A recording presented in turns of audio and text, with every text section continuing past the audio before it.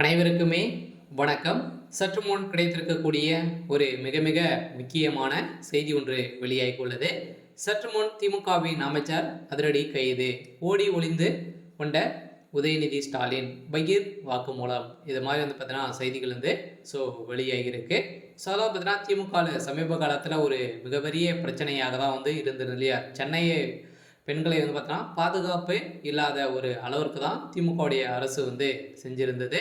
So ஆனால் திமுக அரசு மீது நிறைய குற்றச்சாட்டுகளும் எழுந்திருந்த நிலையிலும் இப்போ இந்த பாலியல் விவகாரத்தில் பார்த்தீங்கன்னா உதயநிதி ஸ்டாலின் சிக்கியிருந்தார். அதை தொடர்ந்து அந்த சார் யார் அப்படின்னு பார்த்தீங்கன்னா திமுக சேர்ந்த அமைச்சர் சுப்பிரமணியன் தான் அப்படின்ற மாதிரி செய்தி வெளியாக இருந்த நிலையில் பார்த்தீங்கன்னா இப்போ அதிரடியாக அமைச்சர் சுப்பிரமணியன் அவர்கள் கைது செய்திருக்காரு. அவர் கொடுத்த வாக்குமூலத்தால் இப்போ அதிரடியாக திமுகவுடைய தலைமையகத்தையே பாதிக்கக்கூடிய அளவுக்கு தான் இப்போ சம்பவம் நடந்திருக்கு. இதன் அடிப்படையில் தான் பார்த்தீங்கன்னா உதயநிதி ஸ்டாலின் அவர்கள் இப்போ தலைமறைவாக இருந்திருக்கக்கூடிய நிலையில் அவர் கொடுத்த வாக்குமூலத்தால் தான் இப்போ உதயநிதி ஸ்டாலின் அவர்கள் பார்த்தீங்கன்னா தேடி வந்திருக்கக்கூடிய நிலையில் இப்போ அமைச்சர் சுப்பிரமணியன் அவர்கள் கைது செய்யப்பட்டிருக்காரு.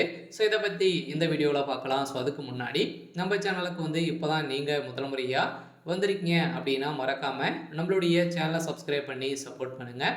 வாங்க வீடியோக்குள்ளே போகலாம். பார்த்தீங்கன்னா திமுகவின் அமைச்சர் ஏற்கனவே இந்த அண்ணா பல்கலைக்கழகத்தில் நடந்த பாலியல் தொந்தரவின் அடிப்படையில் இவர் பேசிய வீடியோக்கள் அனைத்துமே 50க்கும் மேற்பட்ட வீடியோக்கள் வெளியே இருந்த நிலையில் பார்த்தீங்கன்னா தமிழக மக்களிடையே பெரும் அதிர்ச்சியை ஏற்படுத்தி இப்போ திமுகவுக்கு எதிர்ப்புகளும் தெரிவித்திருந்த நிலையில் இப்போ அதிரடியாக அந்த அமைச்சர் கைது செய்யப்பட்டிருக்காரு. அவர் கொடுத்த வாக்குமூலத்தால் இப்போ உதயநிதி ஸ்டாலின் அவர்களும் இதில் சிக்கியிருக்காரு. ஆனால் உதயநிதியுடைய நண்பராக தான் பார்த்தீங்கன்னா ஞானசேகர் அவர்கள் இருக்காரு அப்படின்ற மாதிரி ஒரு செய்தி வெளியாக இருந்துச்சு. அதெல்லாம் பார்த்தீங்கன்னா முக்கிய நபராக தான் இருந்திருக்காரு. அவர் இப்போ குற்றவாளியாக கைது செய்யப்பட்டிருக்காரு இல்லையா? இவர் கொடுத்த வாக்குமூலத்தாலும் அமைச்சர் கொடுத்த பகீர் வாக்குமூலம் பார்த்தீங்கன்னா இப்போ உதயநிதி ஸ்டாலினுடைய கதை முடியக்கூடிய அளவிற்கு இப்போ சம்பவம் மேலே சம்பவம் நடந்திருக்கு. அதனால் இது வரைக்குமே திமுக பார்த்தீங்கன்னா இந்த விஷயத்தில் முக்கிய பிரமுகர்கள்லாம் சிக்கியிருக்காங்க.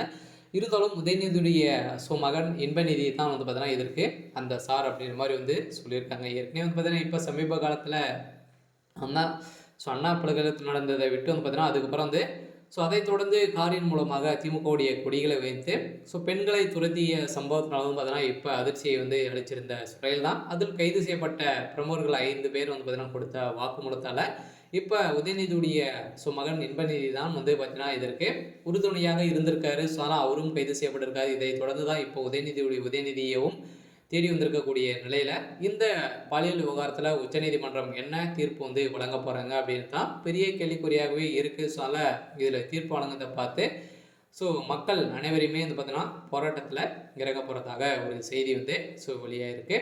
சரி, ஓகே. எனக்கான அப்டேட் பார்த்தீங்கன்னா இதுதான். மறக்காமல் நம்மளுடைய சேனலை சப்ஸ்கிரைப் பண்ணி சப்போர்ட் பண்ணுங்கள். தேங்க்யூ.